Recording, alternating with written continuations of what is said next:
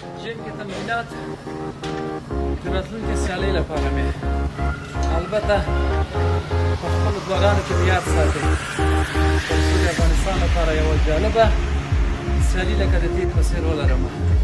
ژوندی دې وي، سرلوړی دې وي ګران افغانستان.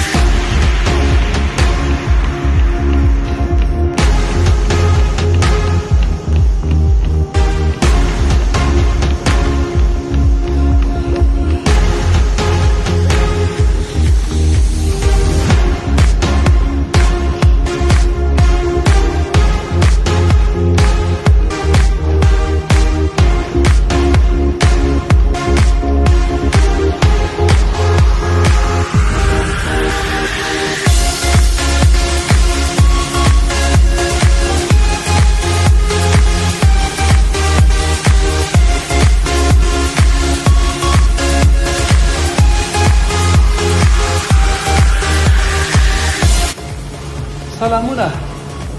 معمولا چې موږ کله هم منډه وهو د منډې نه وروسته موږ کول ډاون کوو.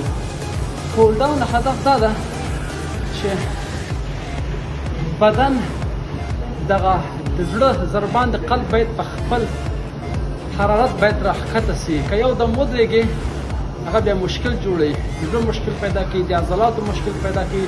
دا معمولا ځغاستونکی یعنې منډه وهونکي منډې نه بعد کول ډاون کوي، یعنې استا فقط یو 15 دقیقو لپاره آهسته آهسته واکینګ کوي، قدم وهي تر څو چې بدن یې بېرته نورماله یخ شي. مننه له توجه څخه.